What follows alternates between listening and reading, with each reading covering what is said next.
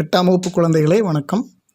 நாம் இன்று கணித பாடத்தில் செய்முறை வடிவியல் பகுதியிலிருந்து சரிவகம் எவ்வாறு வரைவது என்பதை பற்றி பார்க்கலாம்.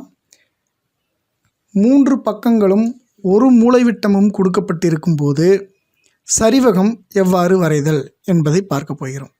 இதற்காக பயிற்சி 5.4 கணக்கு எண் 1 எடுத்துக்கொள்ளலாம். 2வது ரோமன். இது மொத்தம் 2 பகுதிகள் உள்ளன. ஏற்கனவே நம் முதல் பகுதியை பார்த்திருப்போம், நாற்கரம் வரைதல். இது 2வது பகுதி. ஏஐ சமம் 6 சென்டிமீட்டர், ஐஎம் சமம் 5 சென்டிமீட்டர், ஏஎம் சமம் 9 சென்டிமீட்டர் மற்றும் எம்எஸ் சமம் 6.5 சென்டிமீட்டர். இங்கு ஏஐ இணை எஸ்எம், அந்த இணைனா பேரலல் அப்படின்னு சொல்லி சொல்லுவோம், உடைய ஒரு சரிவகம் நம்ம வரைய போகிறோம். இந்த சரிவகம் எப்படி இருக்கும், அதில் இந்த இணைன்னு சொன்ன விஷயம் என்ன அப்படிங்கிறத இப்போ நான் உங்களுக்கு சொல்கிறேன். பாருங்கள், இது ஒரு சரிவகம். நாற்கரமாட்டவே தான் இருக்கும் இதுவும். ஆனால் ஏதேனும் ஒரு ஜோடி எதிர்ப்பக்கங்கள் இணையாக இருக்கும். இப்போ பாருங்கள், இதில் மேலே ஒரு கோடு இருக்குது இல்லைங்களா, இந்த கோடும் இந்த கோடு இணையாக இருக்குது. அதாவது 2 பக்கங்கள் இணையாக இருக்குங்கிறத தான் நான் குறிப்பிட்டு காட்டியிருக்கேன். இப்படி தான் சரிவகம் இருக்கும். இந்த ஜோடி தான் இருக்கணுமாங்கிறது கிடையாது, மற்ற 2 எதிர்ப்பக்கங்களும் கூட இருக்கலாம். ஆனால் ஏதாவது ஒரு ஜோடி தான் இணையாக இருக்கும். இப்போ இதை எப்படி வரைகிறதுன்னு பார்க்கலாம். முதல்ல கொடுக்கப்பட்ட அளவுகளுக்கு நம்ம உதவிப்படம் வரைஞ்சிக்கிறோம்.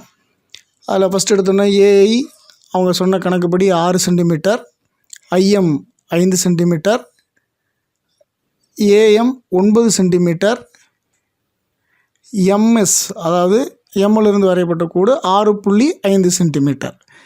இதை நீங்கள் கீழே இதெல்லாம் எழுதிட்டு உதவிப்படம் அப்படின்னு எழுதிக்கணும். நாங்கள் ரஃப் டயக்ராம் போட்டிருக்கேன். இப்போ என்ன முதலிடத்தில் என்ன சொன்னால், ஏஐ சமம் 6 சென்டிமீட்டர் அளவுள்ள ஒரு கோட்டு துண்டு நம்ம வரைய போகிறோம். அதுக்கு அளவுகோல் எடுத்துகிட்டு பென்சிலில் 0லேருந்து தான் எப்போவுமே குறிக்கணும் குழந்தைகளே. 1லேருந்து குறிச்சிடாதீங்க. பாருங்கள், 0லேருந்து கரெக்டாக 6 சென்டிமீட்டர்கிட்ட நான் அந்த கோட்டு துண்டை முடிச்சிருக்கேன். இப்படி அழகாக ஒரு கோட்டு துண்டு வரைஞ்சிட்டு அதுக்கு ஏஐ அப்படின்னு பேரை கொடுத்துருங்க. கூடவே அதோட அளவை எழுதியிருங்க 6 சென்டிமீட்டர்னு. அடுத்தது ஐயிலிருந்து ஏழிலிருந்தும் நம்ம 2 வட்டவிற்கள் வரைய போகிறோம். 7லேருந்து 9 சென்டிமீட்டர் இருக்கும், ஐயிலிருந்து 5 சென்டிமீட்டர் இருக்கும். இப்போ முதல்ல நான் 7லேருந்து 9 சென்டிமீட்டருக்கு வரைகிறேன்.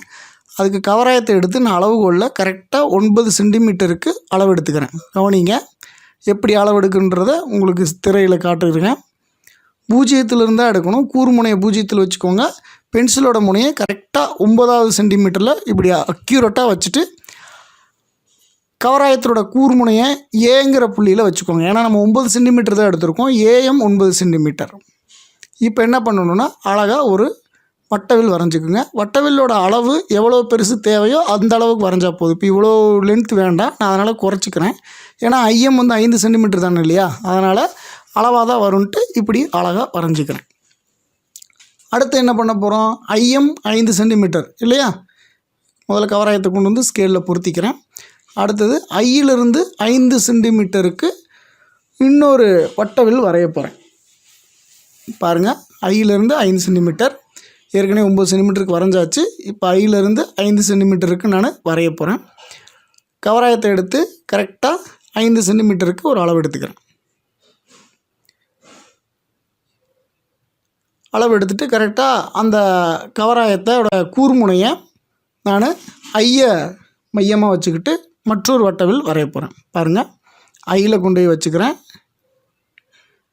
இந்த கவராயத்தை பயன்படுத்துகிறதெல்லாம் ரொம்ப தெளிவாக பயன்படுத்தணும். பாருங்கள், கட் ஆயிடுச்சு. ஐயிலிருந்து நாம் மற்றொரு வட்டவில் வரைஞ்ச அந்த ஏற்கனவே வரைஞ்ச வட்டவில்ல இந்த வட்டவில் வெட்டி இருக்குது.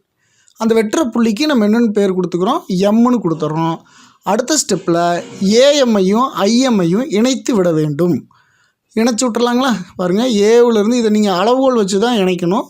அளவுகோலை ஏவையும் எம்மையும் தொடர மாதிரி வச்சுட்டு கோடு போட்டுருங்க. அதே மாதிரி ஐயிலிருந்தும் எம்மை இணைத்து விட்டு விடுங்கள். 2ஐயும் இணைச்சாச்சு. அப்புறம் இந்த ஏஎம்மோட அளவு எவ்வளவு, ஐஎம்மோட அளவு எவ்வளவு என்பதையும் கையோடு எழுதிடுங்க. சரிங்களா? இது 9 சென்டிமீட்டர், ஐஎம் 5 சென்டிமீட்டர். அடுத்த ஸ்டெப் என்ன பண்ண போகிறோம், எம்மிலிருந்து 6.5 சென்டிமீட்டருக்கு மற்றொரு வட்டவில் வரைய போகிறோம். பாருங்கள் எம்மிலேருந்து வரைய போகிறோம். ஆனால் அந்த வட்டவில்லை வெட்டுறதுக்கு நமக்கு இன்னொரு அளவு இல்லை. வட்டவில்லை வெட்டுறதுக்கு ஒரு அளவு வேணும் இல்லைங்களா? இப்போ இங்கே எம்முங்கிற புள்ளியை வெட்டுறதுக்கு நமக்கு 2 அளவு இருந்துச்சு, ஏஎம்மு ஐஎம்னு. இப்போ அதனால் நம்ம சரிவகத்தில் ஏற்கனவே நான் உங்களுக்கு அறிமுகத்தில் சொல்லும் பொழுது இணை பக்கங்கள்னு சொன்னேன் இல்லைங்களா? அதுக்காக நான் எம்மிலிருந்து ஏஐக்கு இணையாக ஒரு கோடு வரைய போகிறேன். அதுக்கு நான் உங்களுக்கு திரையில் காட்டும்படியாக ஒரு மூலை மட்டத்தை பயன்படுத்திக்கிறேன். இந்த மூலை மட்டத்தோட ஏதாவது ஒரு பக்கத்தை அந்த ஏஐ பக்கத்துக்கு இணையாக பொருத்திட்டு அப்புறம் அதுக்கு பக்கவாட்டில் அளவுகோலை பொருத்திக்கங்க. அளவுகோல் எதுக்கு பொருத்தியிருக்குன்னா மூலை மட்டம் நகர்ந்து போயிடக்கூடாதுன்றதுக்காக, கோணையாக போயிடக்கூடாதுன்றதுக்காக இப்படி திரையில் திரும்படியாக வச்சுட்டு நான் அப்படியே ஏஐக்கு இணையாக அந்த மூலை மட்டத்தை அளவுகோலை வச்சுக்கிட்டு அப்படியே மேலே நகர்த்திட்டே போகிறேன். பாருங்கள், நகர்த்திட்டே போகும்பொழுது அது போய் ஒரு இடத்துல எம்மை போய் தொட்டுருச்சு. இப்போ என்ன பண்ணணுன்னா அந்த அளவுகோலை அந்த பக்கம் எடுத்துகிட்டு மூலை மட்டத்தை நகராமல் பிடிச்சிட்டு எம்மிலிருந்து ஒரு கதிர் வரைஞ்சிக்குங்க. இந்த கதிர் ஏஐக்கு இணையாக இருக்கும். அதைத்தான் நான் ஆங்கிலத்தில் பேரலல் அப்படின்னு சொல்லி சொன்னேன். ஏஐக்கு இணையாக நான் எம்மின் வழியே ஒரு எம்எக்ஸ் என்ற கதிரை வரைந்து விட்டேன். இப்போ என்ன பண்ண போகிறோம்?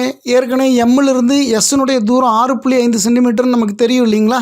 அதனால் என்ன பண்ணுறேன்னா அளவுகோலை எடுத்துக்கிட்டு கவராயத்தின் உதவியுடன் 6.5 சென்டிமீட்டருக்கு அளவு எடுத்துக்கிறேன். பாருங்கள், 6.5 சென்டிமீட்டர். 6.5ங்கிறது 6க்கும் 7க்கும் நடுவில் இருக்கும். 10 மில்லிமீட்டர் கோடு இதில் போடலை, இருந்தாலும் நம்ம அக்யூரேட்டாக 2க்கும் சென்டரில் நம்ம எடுத்துக்கிறேன். உங்கள் அளவுகோலில் கண்டிப்பாக அது இருக்கும், அதை பார்த்து நீங்கள் எடுத்துக்கோங்க. இப்போ கவராயத்தை கொண்டு போய் கவராயத்தின் கூர்முனையை எம்மின் மீது பொருத்தி மற்றொரு வட்டவில் வரையப் போகிறேன். அந்த வட்டவில்லானது எம்எக்ஸ் கதிரை ஒரு இடத்துல வெட்டப்போகுது. வெட்டும்படியாக தான் வரையணும், வேற எங்கேயும் வரைஞ்சிடக்கூடாது. வெட்டிருச்சு பார்த்தீங்களா? எம்எக்ஸ் கதிரை வெட்டிருச்சு. அந்த வெட்டுற புள்ளி தான் எஸ். புரியுதுங்களா? அந்த வெட்டுற புள்ளிக்கு எஸ்ன்னு பேர் கொடுத்துட்டோம் பாருங்கள். அடுத்து என்ன செய்வோம்? இப்போ நம்ம ஏவையும் எஸ்ஸையும் இணைத்து விட வேண்டிதான். ஏஎஸ்ஐ இணைத்தேன் அப்படின்னு நீங்கள் வரைமுறையில் எழுதிடுங்க. கையோட எம்எஸோட அளவு எவ்வளவு? 6.5 சென்டிமீட்டர். அதை மேலே எழுதிக்கோங்க. எம்எஸ்ஸினுடைய நீளம் 6.5 சென்டிமீட்டர். சரிங்களா குழந்தைகளே? இப்போ